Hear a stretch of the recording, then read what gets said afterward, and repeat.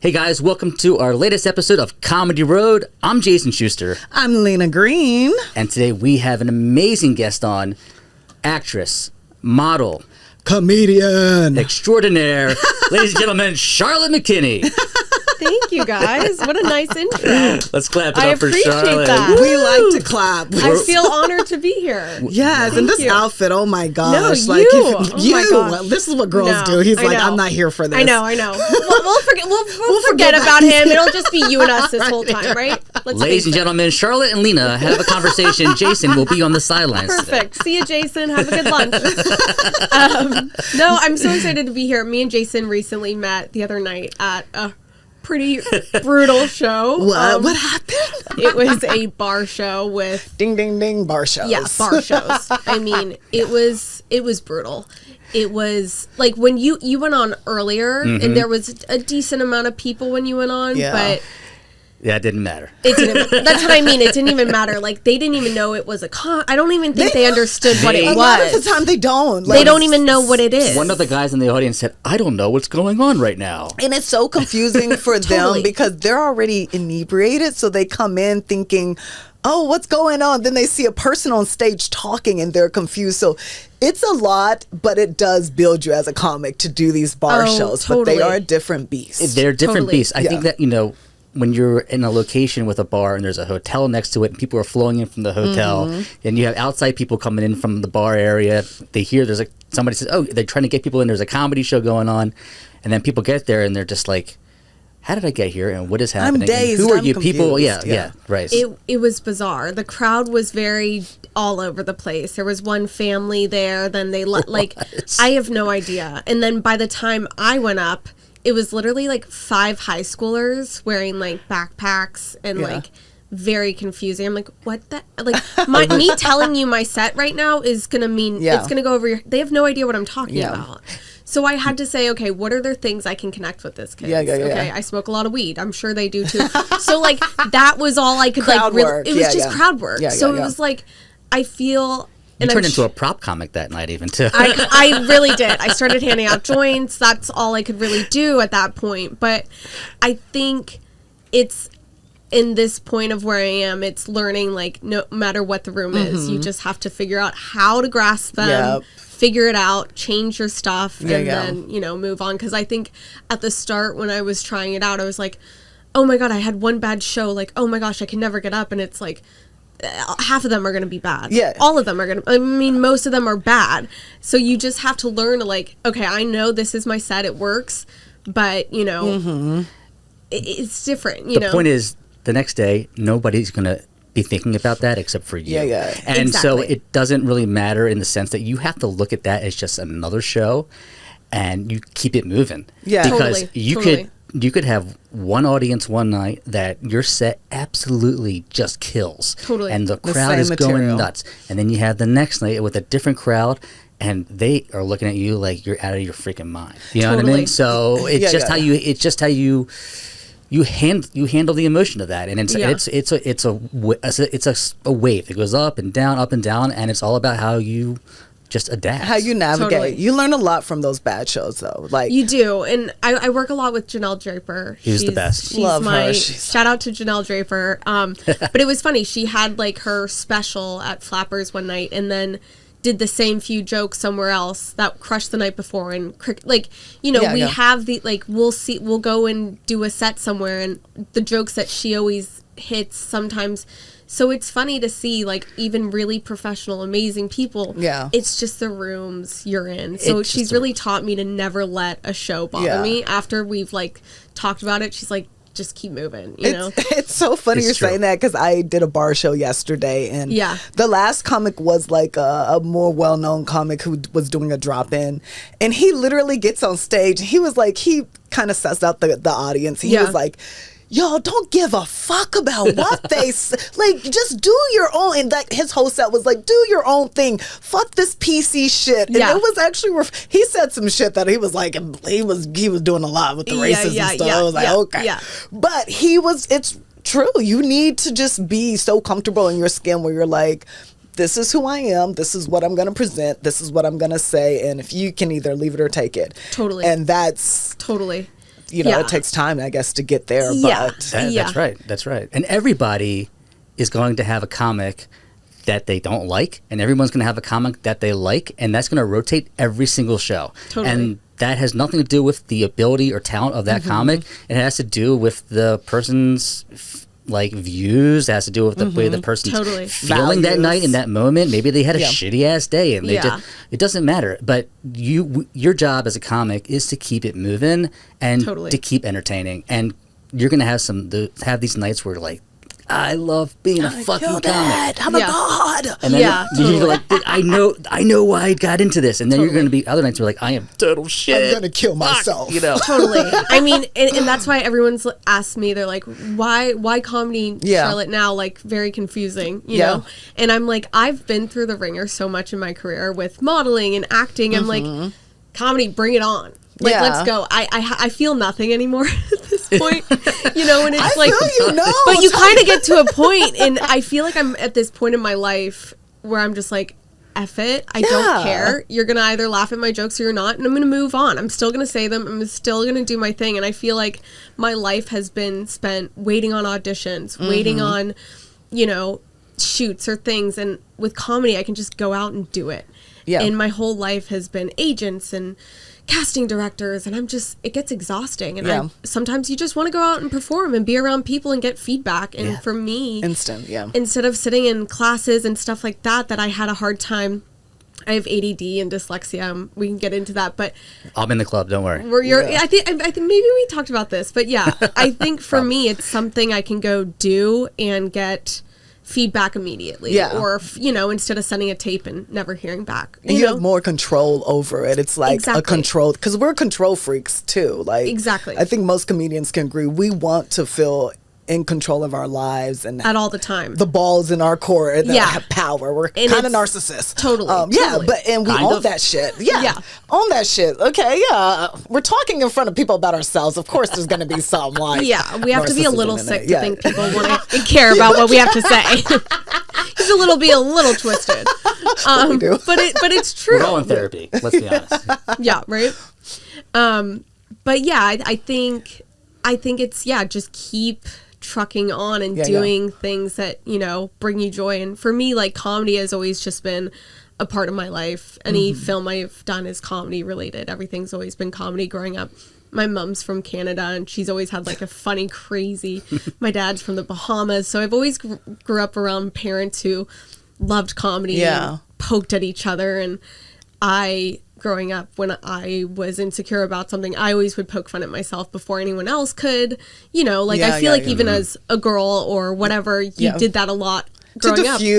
Let's diffuse any situation. And I'm tall, and we're tall people, so it's you still want to be delicate, and you want people to like you, and so it's be funny. Be funny, yeah, exactly. And I would see my mom growing up, any weird situation she was in, she'd make fun of herself. Always, still to this day, she will always make fun of herself. Love that. And I think it has made me just kind of do that. Yeah. And sometimes I'm a little too hard on myself and feel okay, take it down a notch.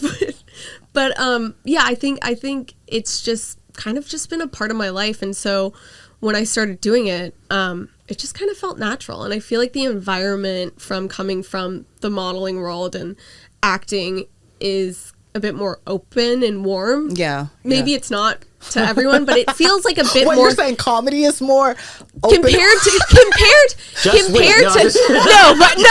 I know, but compared to I'll leave a show and there's people people in comics. Audience, yeah. No, I will tell you. I would say the comic community that we're doing shows with is very positive. It but is. Sometimes you don't. Sometimes you don't. Your own hey, people. Trust me, I've had girls who have ripped me a new one and then saw my set and then we're like, oh, okay, she can actually talk. So it's I'm around. Right. She can speak. People automatically don't like me in comedy. So it's I have to walk in and find a way to relate to. I love you bringing that up. Why do you think it is that they don't like you, and how do you overcome that? Just off the bat, in order to just say, I'm gonna push through and keep doing what I'm doing. Totally. I think for me, and I think you as a woman can, I think any woman who is beautiful or anything like that, walking on stage is automatically going to be harder for us than... That's what I heard initially when I first started. They're like, don't dress up, don't put... I'm like, what? I know, and this whole like dress down and be slouchy and this and that. I'm like, you know what? No, I'm going to do comedy and I'm going to go up looking, I dress for work in a certain way. I like to present myself a certain way. I like to look nice, and I'm trying this out. I don't know if this is going to work, but...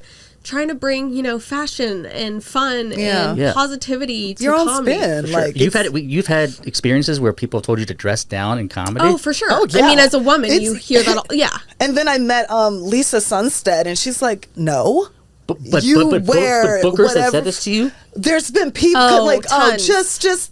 comedians like, and it's Janelle like, will tell you. I mean, I'm sure every woman Zhao has Yang, like a lot of female, like any woman that is nice on the eyes. Definitely, I like the way you put that. Easy on the eyes. But yeah, I think it's a barrier that we have to kind of keep working on. And I think men too. I think Matt Rife even talked about that. Totally. Like you automatically don't like the handsome guy coming on stage because you're sitting with your chick and she thinks he's hot, or vice versa. I'm in a room and this guy's next to his girlfriend who's having a fight. I don't know. That happened to me once. I walked in the room and every woman just passed out. Yeah, I'm sure. I was like, wow, comedy is great. I'm sure it happens to you a lot. Oh, Let's face it. Oh yeah. Let's face it. Yeah, that I'm like, before I go on, everybody want to let you know, I know I'm too hot to handle. Just take a deep breath. You are all right? too hot to handle, I'll Jason. tell you. I'm sweating over here. See that? Wow. Sweating. What I want to know, how did you get into comedy? Anybody got a fan? Okay. Look, he's not going to let that down. He'll stay there.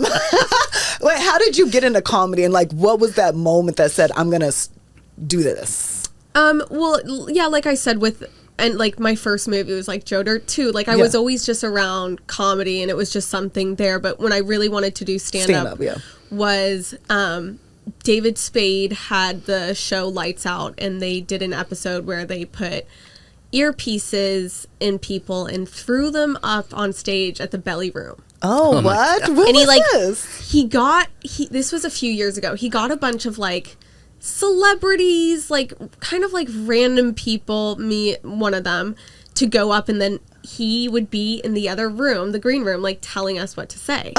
So you're going on stage with hilarious. A bunch of amazing writers. It was actually the best set I've ever had. Because I go, this is a dream come true. It's Whitney Cummings. It's, wow. Bobby hit one of his writers. So they're all doing these jokes. And so I went up there and I crushed it because I had all the jokes there.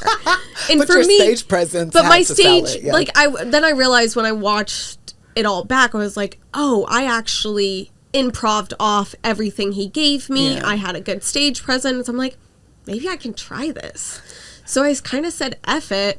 And once things, I want to say this was before COVID. COVID happened, so couldn't really do any stand-up. Yeah. And then once things got a little better, I kind of like got into it, and I was like, okay, like I think I can hold my own. I still don't know if this is something, knock on wood, but I still don't know if this is something I can fully do, but I think it was what I needed to get that push, because I don't think I'd ever have gotten on stage cold like that. So what led you to your first actual show that you did with your own material? I did a show. Barry Katz reached out to me to do a show called Models of Comedy, and that's when I met Janelle, and she was like my coach for this show, and ever since then she's been my right hand with anything comedy related. And so when I did that show, I had such a positive experience, and I got a lot of laughs, and I held my own, and I was like, oh my God, I think I can, you kind of get to that point where you're like, okay, I think you remember those first few shows and you're like, I think I can maybe do this. I'm still asking myself. It's true. I always say comedy is the best drug that you can ever take, because once you get it and you get the kick, you get hooked, but then you're like, I need to stop, keep doing this and then you're like, no, I got to do more. And you got to do it more, and you want to just keep going and going and going. But there's also comedy burnout. So that you got to make sure that you take care of yourself at the same time. No, for someone who's done every drug on the planet, it is the best drug. It is the best drug. And it was funny. I was thinking of this the other night. I'm quit drinking alcohol. California sober. Whatever. It's not that exciting. Charlotte McKinney. I smoke weed. I do everything else. I just don't drink alcohol. And I was noticing, like, when I first did these sets, I was, drinking alcohol, and I go, that first show, I said, I don't want alcohol to be a part of my comedy. Yeah. I don't want to have to slam 20 vodkas to do a set. Yeah. If I want to take this seriously and I want to go to each show with clarity and do it, I'm not going to drink. So not only am I doing comedy for the first few years dead sober, like kill me, but I think it's really helped me to really take it in, be in the moment, and just make it more of a healthy lifestyle, because I think comedy can be such an unhealthy lifestyle. You're staying up late, you're eating bar food, you're drinking, how do you kind of deal with that? It's cathartic. Like, I look at it like it is therapy. It's like the audience is like a second therapist for me. Yeah. And I unload, like, in that I'm appreciative. So I do not drink. I don't do drugs when I do it. I made a conscious decision starting out. I'm not going to do that. I love that. I want to show up present because they're showing up. Well, sometimes. Yeah, they're showing up hammered. Sometimes a little hammered. But it's true. You wanted to start this, and it's really like you kind of want to nip it at the bud, like right then and there, or you get used to it. And I'm not saying the occasional drink before a set. I'm not slamming anything like that. And I think it's great if you can do that. I think it's great if you can do that. But someone like me, I have 12. So I am the same way. I'm all or nothing.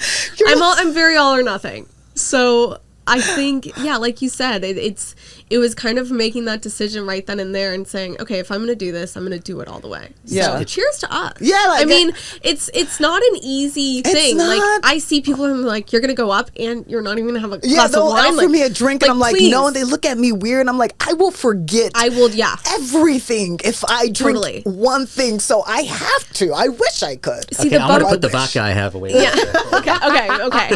I wish. But it sucks because my sets are great when I'm drunk. My sets are amazing when I'm drunk.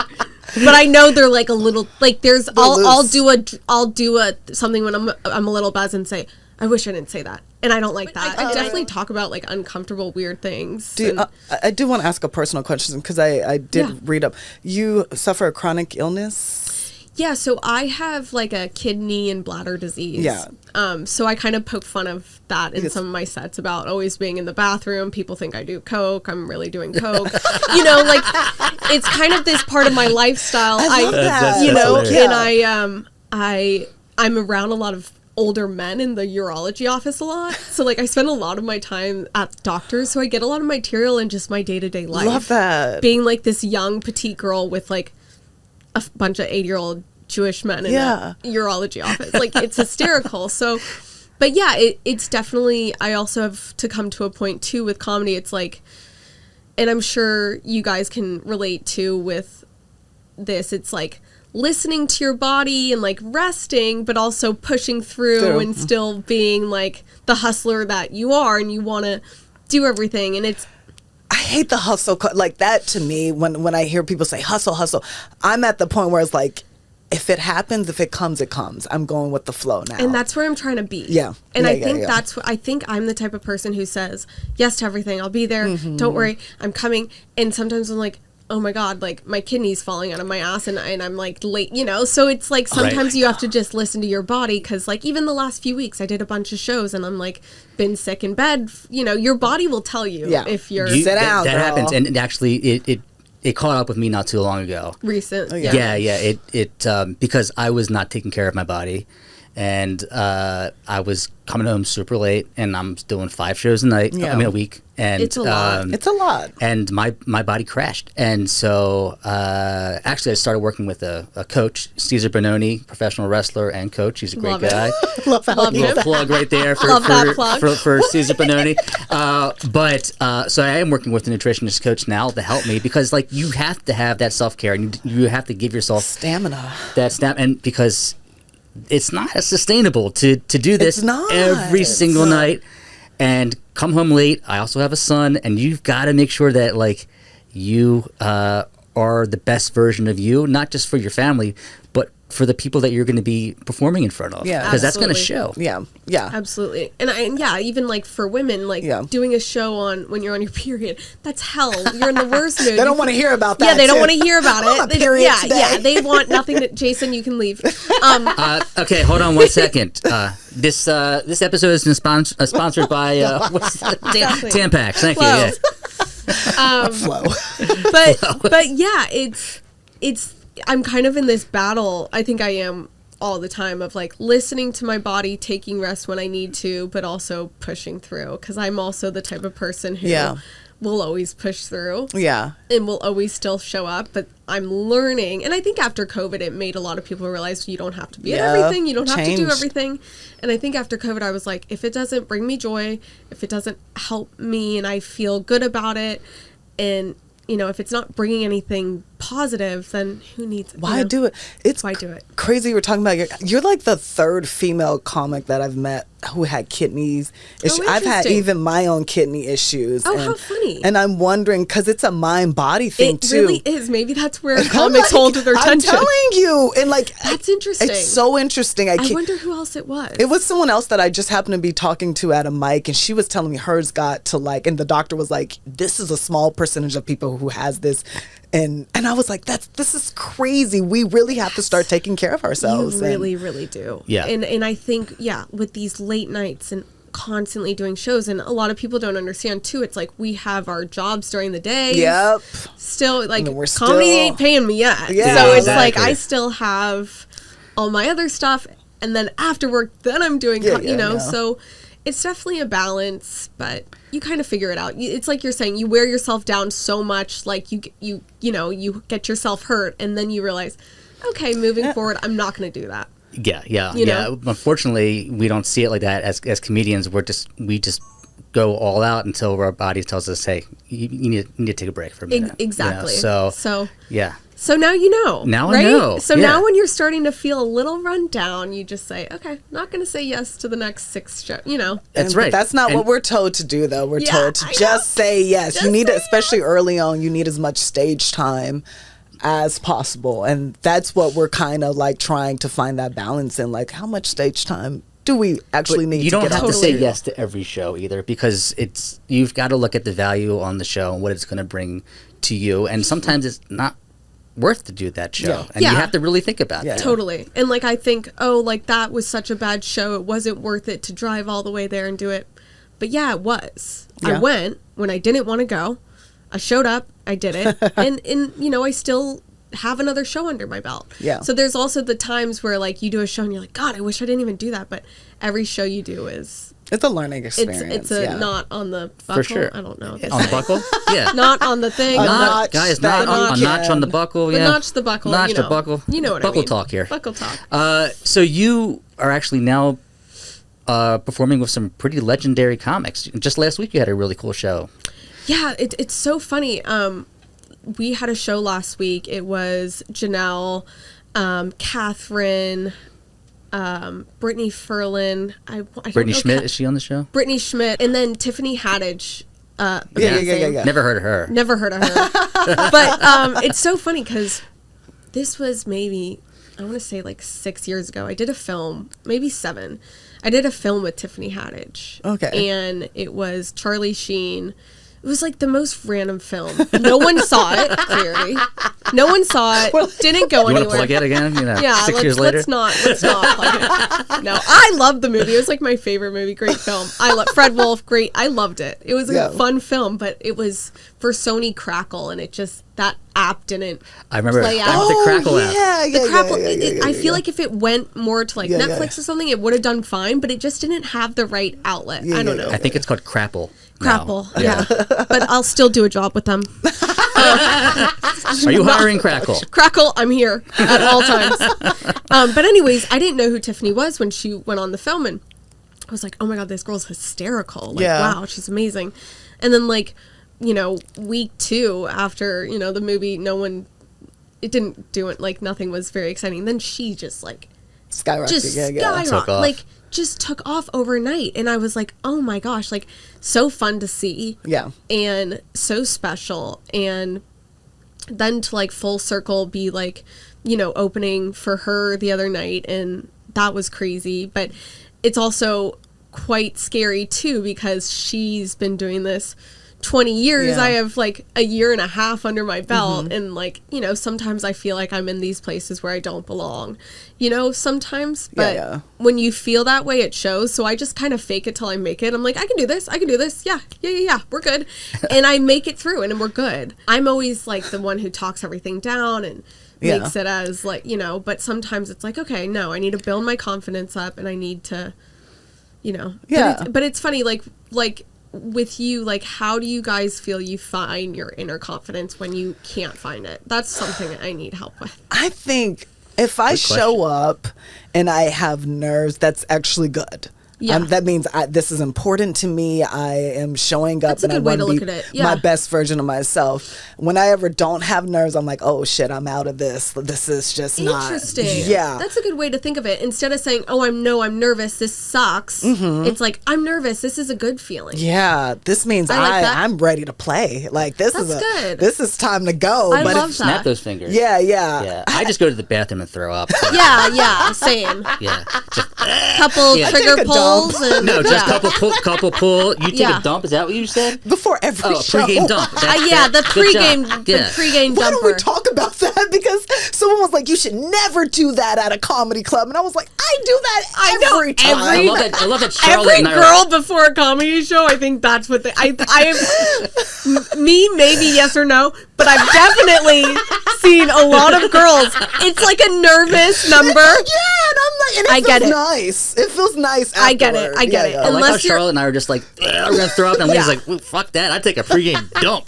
You know? I only said that because someone got on stage yesterday. They were like, "You're a sicko if you do that at a comedy club." I'm like, I have done it at maybe every comedy club in LA. I'm sure every comedian has taken a shit at the Comedy Store. So let's tone it down. You know what? I've never taken a shit at the Comedy Store. Thinking about that. Really? I'm gonna have to now.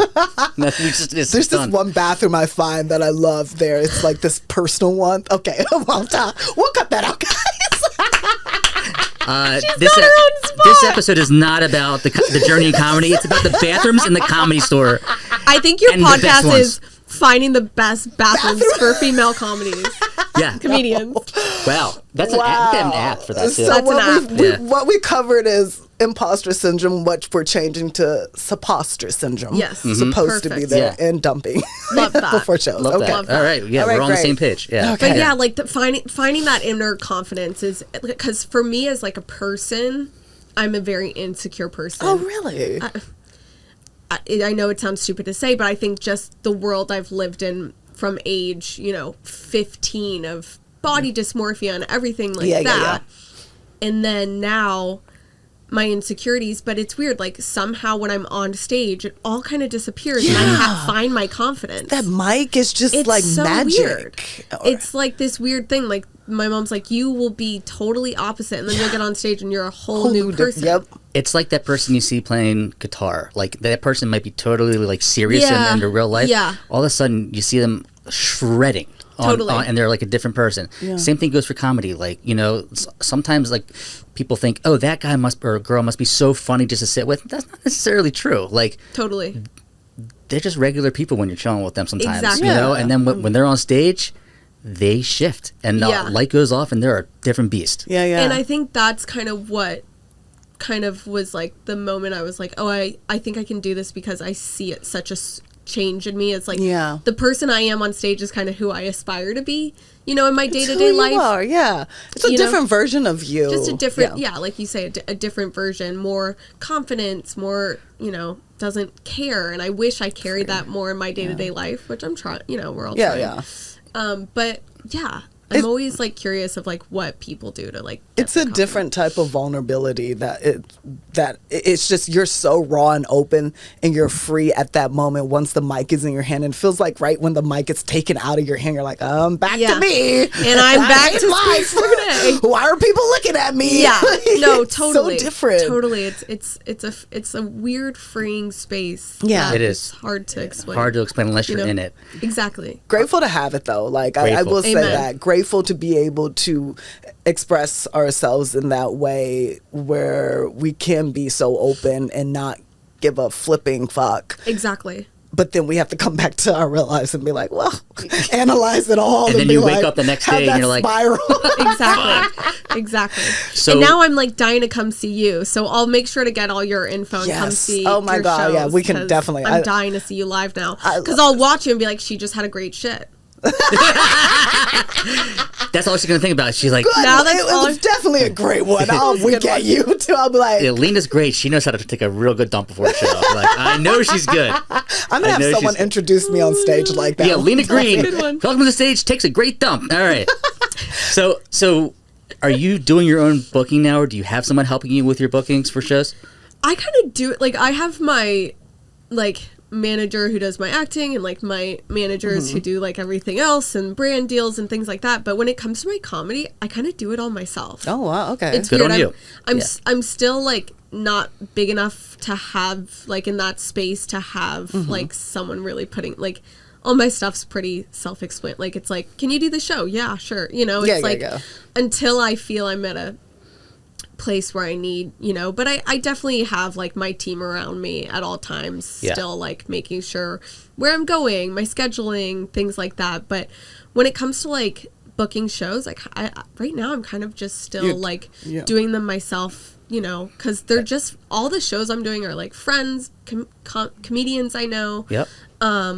But yeah, it's you know, like word of mouth. I try and keep it more on like the friendly, fun friend level, to where it's like, because once things become work, it's work. You know, this is still my like fun. This is your. I'm still having. This is my passion Yeah. project that I'm still enjoying and I'm loving, and I'm like, once it becomes more of a money making, and I never look at comedy like, oh, I'm going to make money from this. And this I think a lot of people are like, and like, if you do, don't get into comedy. Yeah. Exactly. Like, it's not going to work out. I don't go into a show, you know, like the other day someone gave me like $100 to do a show and I was like, oh my God, $100. Like, whoa, this is crazy. I know. First time somebody gave me, first time I got $20 for doing like a little, like maybe 15 minutes. And I was like, oh my God, Crazy. thank you so much. Crazy. It's like, I was looking at a real 20. It's, you Truly, know what I mean? I was like, truly, and like I could get paid a crazier other amount doing something else, but that wouldn't mean anything to me. Like the $100 cash I got from like one show, I was like, oh my God.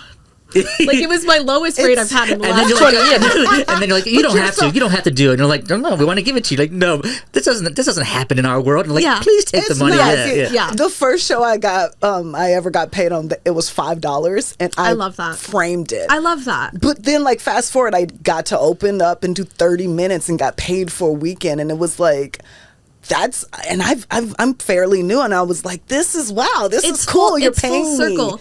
And I think that's something you always need to have. When you become your Tiffany Haddish, you'll look at that $5 thing, and it makes you constantly remember where you came from, how you started. Yeah. And I think I carry that with everything I do in my life. I feel grateful anytime I walk on, whether it's a job I don't want to do or not. Money is money. Work is work. Showing up, work begets work. Work gets work, and I've tried to just make more of like a positive mindset around it. I think I've used to be so like, oh, I don't want to do this, or this isn't cool enough. It's like, work is work. Yeah. There comes a point where it's just like, show up, do the job, get it done. And be grateful. Gratitude goes a long way. People don't understand that. I think people, you know, when it comes to when I was on films and stuff like that, people are like, Charlotte was just pleasant to have around. And and like, maybe I wasn't the best actress, but they were like, she was nice to have on set. But that goes so far. Like, if you're on the road as a comedian and someone picks you, they're going to want to, if they can hang with you for that weekend, they're going to bring you on the road. Exactly. Yeah. Exactly. And, you know, it's something I take pride in everything with, is just being gratitude, grateful, positive, and treating everyone the same. And all that stuff. You guys know the deal. Yeah. You know. Was that transition like from going from the entertainment of like acting and stuff to comedy? Did you find that made it a bit harder, or did you find like, hey, having that familiarity in the entertainment world kind of helped you cultivate this? I think it's helped me tremendously. And I think something that people will maybe say or something maybe I think of and no one thinks, but I have a following online, and I think sometimes people just book me because I have a following. Yeah, I mean, let's face that's it. where we're at. Care. Yeah. That's the only reason I get booked. People just like, oh. they saw your headshot. So honest today.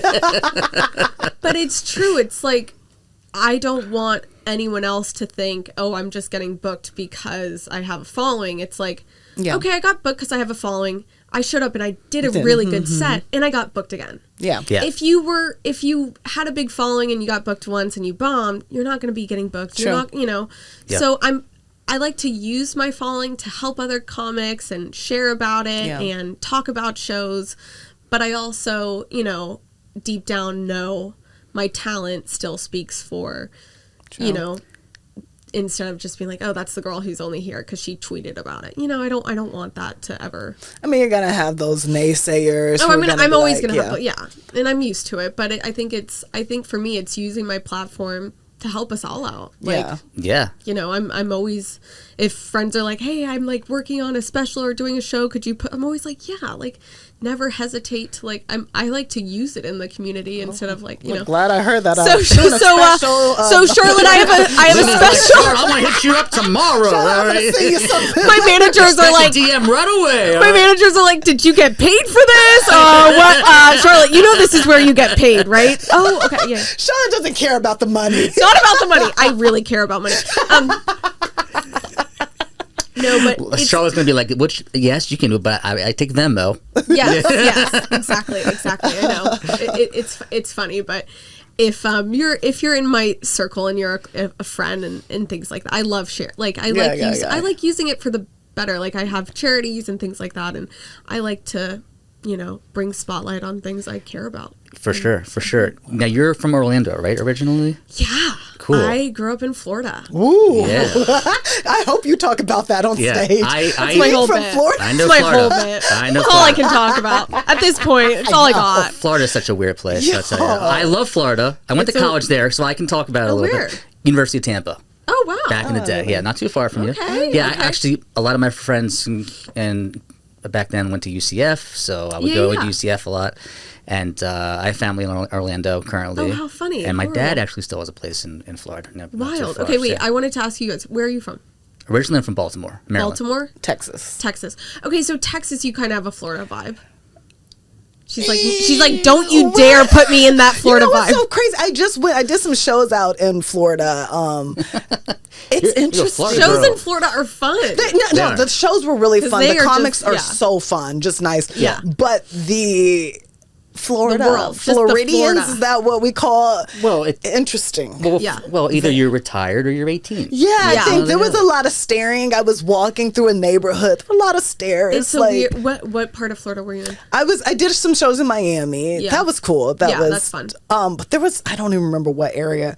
It seemed like Palm Beach or something weird. It was a weird area that I was just like, oh, this feels so like disconnected from the rest of. You must have been in Pensacola.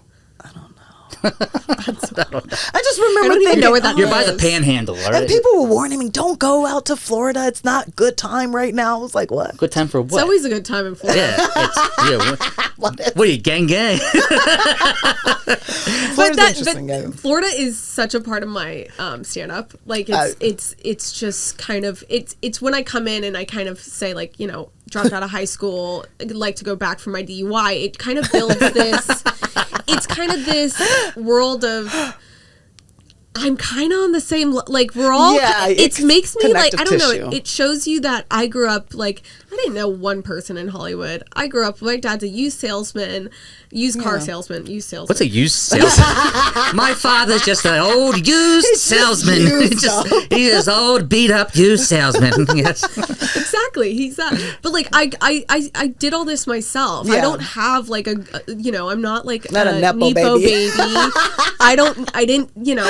Didn't know anyone here, and I feel like that is how I kind of created all this, and like I take pride in coming from Florida and not knowing shit, and dropping out of high school and being brain dead. So you dropped out of high school and then moved right to Los Angeles? I dropped out of high school and I went to Miami to model, and then I went to New York, realized New York was freezing, then I went to California.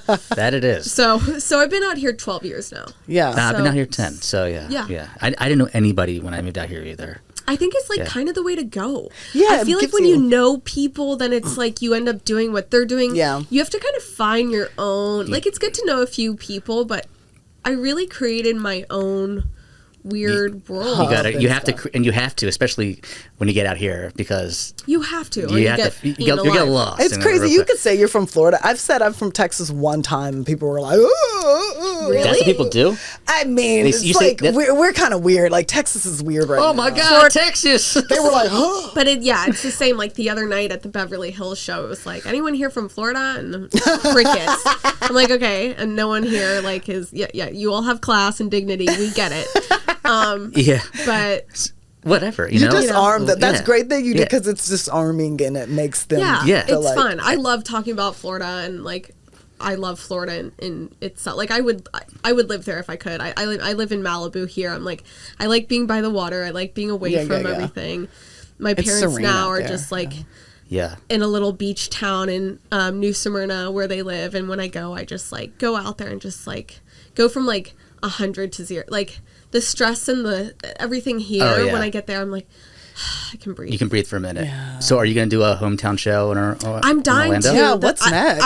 I would really like that. I'm going to be out there a bit around the holidays, and there's just like little like hole in the wall spots, and like I'll like hit them up and be like, hey, like can I like do 5? And some are like, let's see your stuff and things like that. So really, I'm like, okay, here we go. Like they're still like the dive bar with 3 people in it. They're like, let me see your footage. I know. Sometimes they're like, there's no one. You have no one here, and they're like, let me see your stuff. And I'm like, you're just lucky a human's in your building. You're right. All right. I don't think my talent matters at this point. You just need a human body. Yeah, like one guy's drunk, his arm is on there.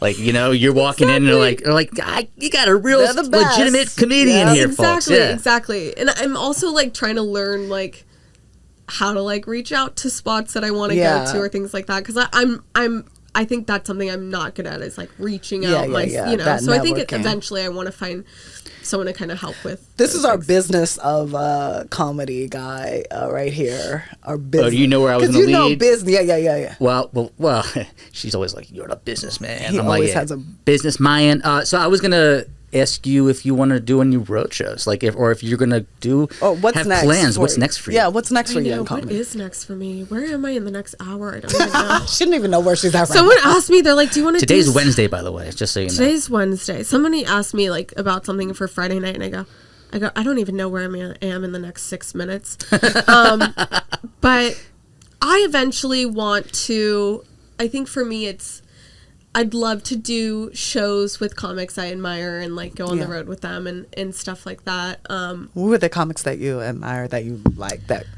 I love Jeff Ross. Yeah, I go. I love my friend Janelle. Mm-hmm. I love kind of the up and coming comics that are really fun to watch. Yeah. I love I love the old school like I'm friends with Pauly Shore. We did a film together. Like I love watching just every and everyone. I don't have that. like a certain but I think for me, I think I definitely need to spend time like going to different places, because just like doing the improv in Hollywood isn't, you can only well it's a bubble here, and then some you want like Janelle and I are doing Vegas in December. Amazing. And then we might do a show in Baltimore in March, so come do the show with us.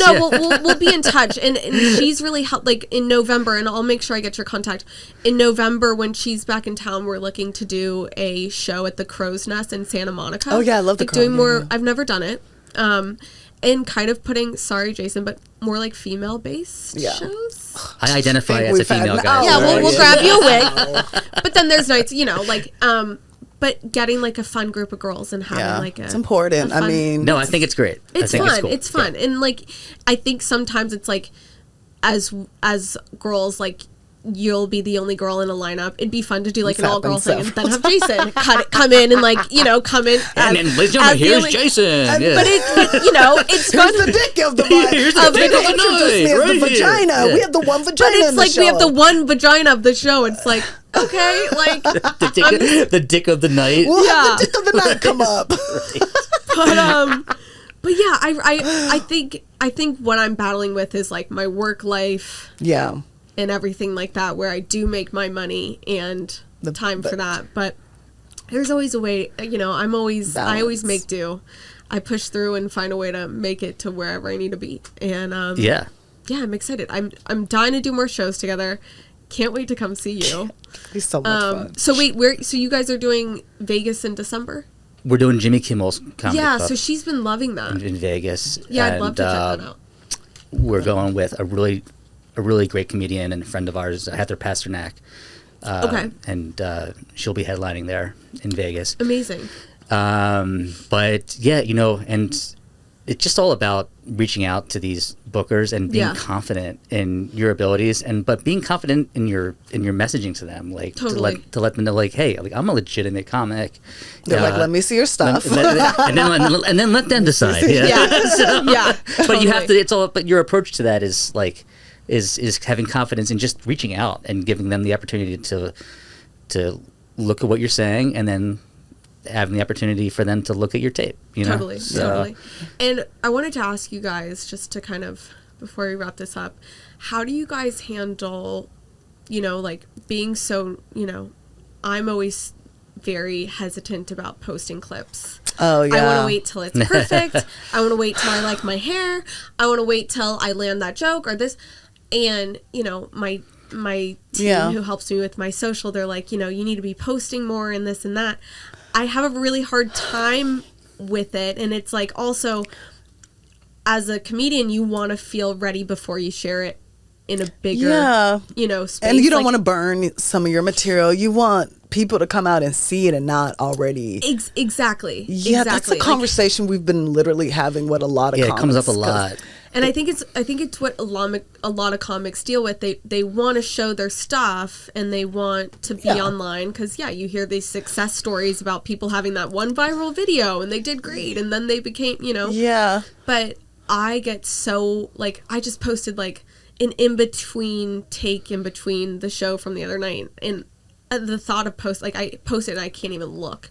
and when I get tape back, I can't watch it for like 2 weeks. It's hard. Yeah. Watching yourself back. Like, It's like watching yourself on a show. We don't like to, a lot of comics, you know, we're like, we judge ourselves. We're so hard on ourselves. But I think sharing content is really important. And don't be afraid to, like, of that whole burnout mentality, because at the end of the day, like, we're comics. Like, people want to see if you're a business, people want to see what your business offers. If you're a comic, and everyone's like, okay, you're doing comedy, but you haven't posted one comedy right? So like, how does it? if you're a plumber, like, someone wants to see, like, are you legitimately a good plumber? Like, you know, like, and or whatever profession you are. Like, I think a lot. What some people are doing is doing, like, you know, in between crowd work stuff, because that's stuff that's never gonna come up. It's a special moment. Yeah, like the other day I posted something that randomly I just started rambling on that wasn't even part of my set. Yeah. So like kind of using more of those in between stuff moments. Yeah. Crowd work is definitely a good tool to have, and it's a hot thing right now, and so many comics are utilizing that because they don't want to burn out their material. But you need to constantly be writing all the time. That's our job as comedians, is to be writing. And so if you're afraid, like, oh my God, someone's going to see this clip and they're going to think, she sucks. She's whatever. That's on them. And secondly, like, be proud of your shit, and just keep putting stuff out. I'd say that's the number one. And just and own it. And own it, you know. Own it, There's always going to be trolls. There's always not everyone's gonna like your comedy isn't. It's like it's subjective. It's like it's an art form. Totally. And not every comedian is gonna be for everyone. There are big comedians that some people hate. Totally. And so it's like, be confident what you put out. Exactly. Exactly. If I feel like I like it and that made me laugh in that time, then get it. You know. Yeah. Well, that makes me feel good. Yeah. Maybe I'll start posting. Just wake up in the morning and be like, I got this, bitch. I like that. If you're like laughing, sometimes I posted things, I'm like, oh, that made me, this is for me, not even for you. Like if I can make myself laugh from something, then I'm like, okay. Because I won't laugh at any of my shit. I don't think any of, like, you know. You have that moment, because we're all hard on ourselves. Yeah, I'm the worst. Yeah. I have moments where I've said things on stage that people think are so funny. I'm like, what was funny about my dad saying I'm his ugliest child? Someone has laughed me in my face. Literally, I'm like, you're doing a lot, man. So funny. I get angry. I still get angry. I don't know why. That's hilarious. It's so sad. Let me get that vodka real quick for you. Yeah. Round of shots. No, but we just don't drink before shows. Yeah. We drink all day, every day. It's not before shows. That's it. So we shouldn't say that. Joking. Yeah, but own it. And put it out there. I would say just put it out there and like, yeah, who I'm cares? at the point now, it's like, I'd rather it be out there and, whatever. Like, I'd rather one right person see it than 20 troll. Like, who cares? Yeah. So thank you guys. I feel a little more confident. We have one question that we like to ask everyone before we end. It's very important. It's really important. It's I'm really scared. Where do I go to the bathroom at the Improv? This is a much harder question than that, actually. You might need therapy after. What's the question? Charlotte McKinney, what is your favorite ice cream? My favorite ice cream? Oh my God, you're asking a lactose intolerant, dairy, free. Let's rephrase that. Charlotte McKinney, what is your favorite dairy-free, gluten-free, whatever ice cream? There we go. Okay. I'm upset because I can't have real ice cream, so I'm obsessed with this place called Frozen Fruit Co. They make soft serve coconut base. Ooh. And it's tastes like real ice cream. This is interesting. So there's that, and then there's coconut cult that I eat. It's really good, anything chocolate ice cream coconut base. Yeah. Sorry, that's all I can give you. No, actually, that's great because healthy alternatives. Yeah, healthy. Find them at R1. $20 a jar. Will be $75 a jar. That's exactly. Well, wait, but what are yours? Now I have to ask you. Oh, my favorite ice cream is. I like mint chocolate chip. Oh, love a mint. I mean, that's you can't go wrong. An oatmeal cookie crumble. Oh, wow. Very hard. It's a Ben & Jerry's. That's a bold, hidden flavor. Move. Yeah, right. Drastic. Yeah. Mine's a little bit more Yours is out serious. there. I like sherbet ice cream. Sherbet, okay. And wine. In wine. It's wait, so what? good. What's happening right now? So freaking good. Sherbet I'm ice starting cream a in wine. business. Sherbet ice cream and wine? It's so good. How does it happen? You freeze put sherbet ice cream, then you dump wine in it and you let it. That sounds amazing. It's so. What are we talking? White, red? What Any kind of sweet? I use a Moscato. Yeah, a dessert. Interesting. Good to know. You're orgasming right now talking about that. So when I want to get home, I want to get home to it just at 7 p.m. You want to get home to it right now, okay? I need to try this. Do you need to leave the room? Are you gonna be and that's dairy free. So let's go. Let's party. We're headed to your house. I'm starting a business. If y'all want to be in on it. Dairy-free orgasmic ice cream, guys. With I don't know what to tell you. The two sober girls talking about wine dessert. I love wine though. I'm still drinking. Baby, you can still have a glass of wine. Cheers to that. Well, Charlotte, thank you so much for coming on today. We had a great time, and we'll see you next time on the Comedy Road Podcast. Yeah, we'll be doing some shows together, guys. Yeah, let's do it.